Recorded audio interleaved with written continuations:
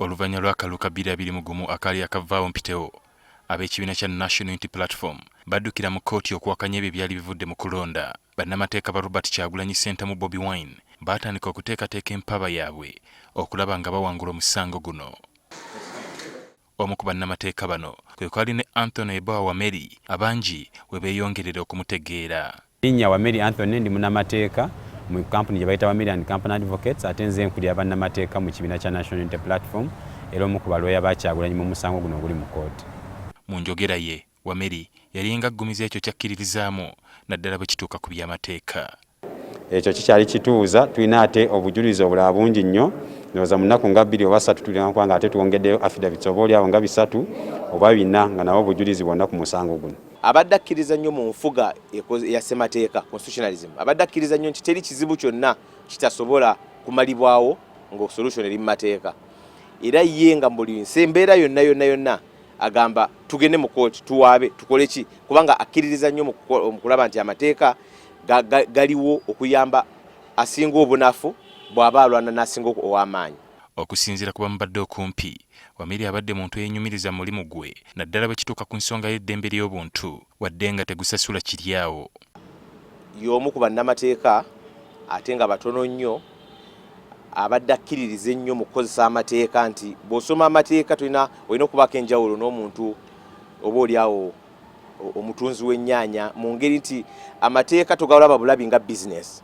Amateeka galabe gakozesa okuyamba abantu.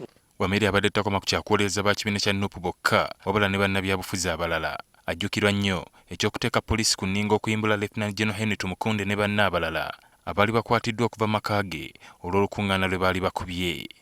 Poliisi eraze nti eyagala okuyigganya omuntu ne yeegwanyiza entebe y'obwa president nti buli lwe muyita okujja eno n'eno ebe mutaataaganya mu mirimu gy'alina okukola ate ng'obudde bumuweddeko.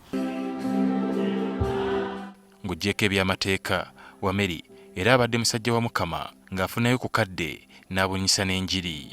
Abasumba munansonyiwa naye kambyogerenga bwe biri. He was such a clear teacher, relentless in his pursuit. There was no doubt. People ask us as Christians, how can you be a Christian and a lawyer? And I tell them it's very easy.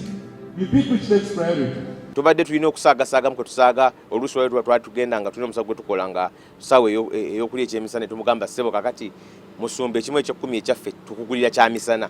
N'olwekyo ekyemisana kyaffe kyekimu eky'ekkumi ky'olidde. Era ennaku endala bw'aba nga tabalaba nga ali gy'ali ayagala okulya ekyemisana ng'akubira essimu agamba owa ekimu eky'ekkumi tulina kiteekako ku ssimu ssaawa za kyamisana. Ku myaka 45 Wameli yafiiridde mu ggwanga erya Amerika nga 8 February gy'abadde ajjanjabibwa ekirwadde kya Kkookolo. Munnamateeka ono aziikiddwa olwaleero mu bitundu by'e Namisindwa mu nnyumba ye ey'olubeerera.